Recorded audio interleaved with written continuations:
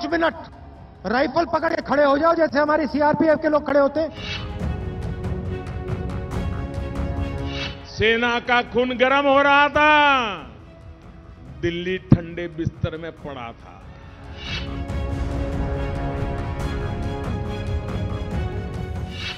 नमस्कार, मैं हूं दिबांजलि मोइत्रा। इस देश ने देखा है कि पाकिस्तान में बैठे आतंक के आकाओं ने अगर उरी और पुलवामा जैसी आतंकी घटनाओं को अंजाम दिया है तो सरकार ने भी सर्जिकल स्ट्राइक और एयर स्ट्राइक कर उसको उसके घर में घुसकर मुंहतोड़ जवाब दिया है। सेना का पराक्रम और सरकार की इच्छा शक्ति को पूरी दुनिया ने देखा, लेकिन कांग्रेस ने सर्जिकल स्ट्राइक के वक्त भी सबूत मांगा तो एयर स्ट्राइक का भी सबूत मांगने से पीछे नहीं रही।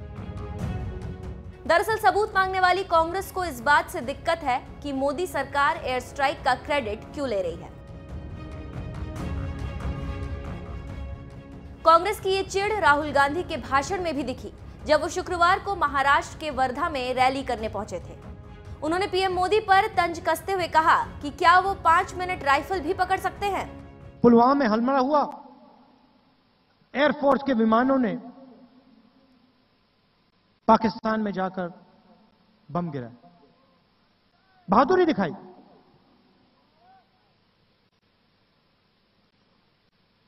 प्रधानमंत्री कहते मैंने किया, आपने किया, आपने किया। राइफल पकड़ के जाके दिखाओ जरा। 5 मिनट राइफल पकड़ के खड़े हो जाओ जैसे हमारी सीआरपीएफ के लोग खड़े होते हैं। अरे छोड़ो, बस में जाके दिखा दो, जम्मू कश्मीर में अकेले बस में जाके दिखा दो। मैंने किया, क्या किया? एयरफोर्स ने बम गिराए, सीआरपीएफ के जवान शहीद हुए, नहीं मगर नरेंद्र मोदी ने किया, रेस कोर्स रोड में बैठ के किया। जब बात देश की होती है तो हमारे लिए देश प्रथम, पार्टी उसके बाद में। हमारे लिए दल से बड़ा देश है, लेकिन सच्चाई ये भी है कि हमारा देश दशकों तक एक ऐसी उल्टी दिशा में ही चला है। आतंकियों पर कार्रवाई के बजाय तुष्टीकरण के नाम पर उन्हें बचाने का काम किया गया है। अब देश में अपनी दिशा भी बदली है और आगे बढ़ने की गति भी बदली है। क्या एक आदत है, या तो पूरा कब्जा करो नहीं तो फिर कंफ्यूजन करो।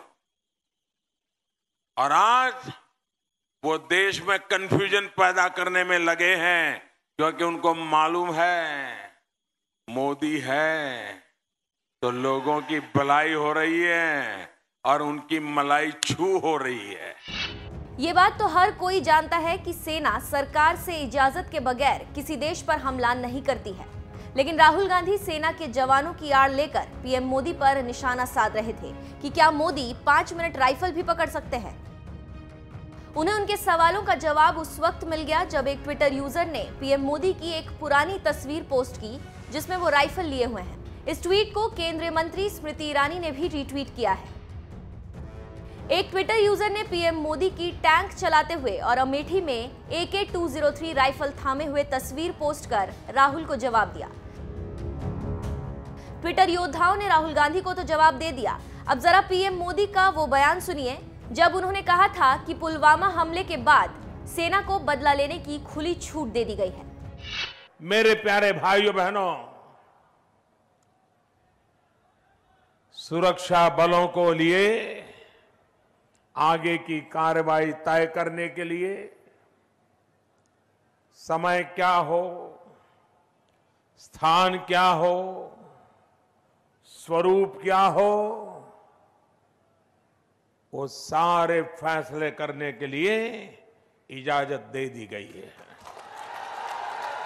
आतंकियों को मारने के लिए सेना को खुली छूट देने के बाद पीएम मोदी ने 9 मार्च को यह भी बताया कि कैसे जब साल 2008 में मुंबई हमला हुआ तो सेना बड़ी कार्रवाई के लिए तैयार बैठी थी, लेकिन सरकार से उसे इजाजत नहीं मिली।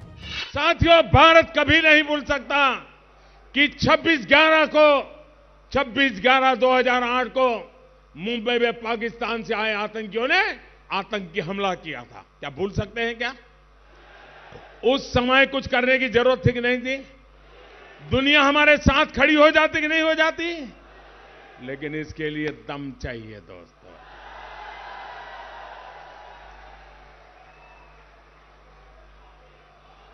सारे सबूत पाकिस्तान में बैठे आतंकियों के प्रूफ मिल रहे थे। सारे प्रूफ उनको गुनहगार सिद्ध कर रहे थे। लेकिन भारत ने क्या किया? पाकिस्तान को कैसे जवाब दिया?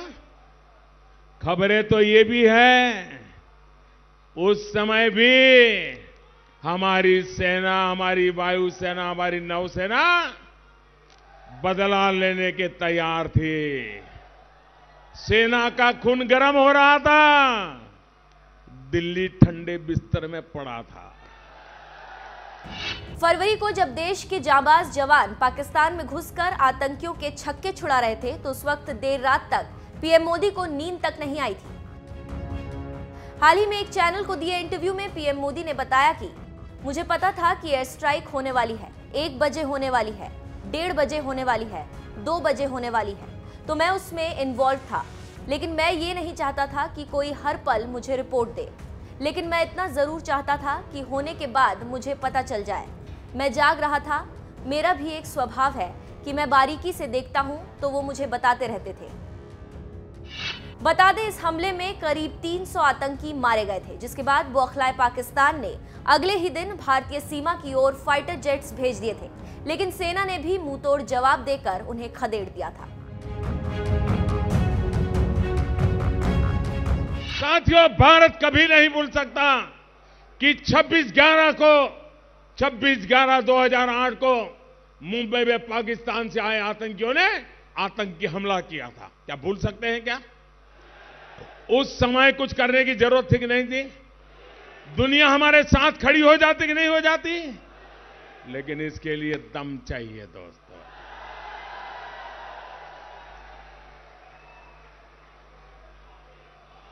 सारे सबूत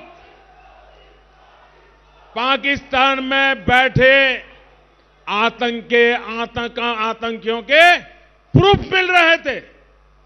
सारे प्रूफ उनको गुनहगार सिद्ध कर रहे थे। लेकिन भारत ने क्या किया? पाकिस्तान को कैसे जवाब दिया? खबरें तो ये भी है, उस समय भी हमारी सेना, हमारी वायुसेना, हमारी नौसेना बदला लेने के तैयार थी। सेना का खून गर्म हो रहा था, दिल्ली ठंडे बिस्तर में पड़ा था। लेकिन हमारे सुरक्षा बलों को इजाजत नहीं दी गई। उनके हाथ पैर बांध कर रखा गया। क्या हाथ पैर बांध करके आतंक का मुकाबला हो सकता है क्या? सेना के जवानों के बेड़ियां पहन करके हम कहोगे मारो, ये चल सकता है क्या? क्या ऐसे देश की सुरक्षा होती है क्या? क्या देश के दुश्मन के साथ ऐसी नरमी बरत दिखनी चाहिए क्या? साथियों, यही वजह थी कि मुंबई हमले के बाद भी देश में लगातार आतंकी हमले होते रहे। याद करिए, साल 2010 में पुणे में एक बेकरी में बम धमाका हुआ। उसी साल वाराणसी में दशाश्वमेध में एक घाट पर बम धमाका हुआ। याद करिए, साल 2011 में मुंबई में फिर आतंकी हमला हुआ। ओपेरा हाउस, जावेरी बाजार, दादर में बम फटे। फिर उसी साल 2011 में दिल्ली हाईकोर्ट के सामने भी बम फटा। इसी तरह साल 2013 में हैदराबाद के भीड़ भाड़े बाजार में बम धमाका हुआ। एक के बाद एक बम धमाके हो रहे थे। सैकड़ों बेकसूर लोग मारे जा रहे थे, सैकड़ों घायल हो रहे थे। इन हमलों के तार भी हर बार सीमा पार जुड़े हुए थे।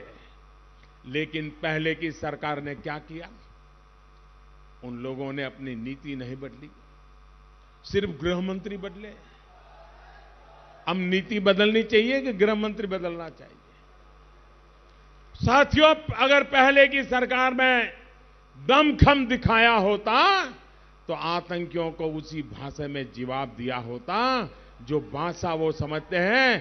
तो आज आतंक इतना बड़ा जो नासूर बन गया है वो नहीं बन पाता।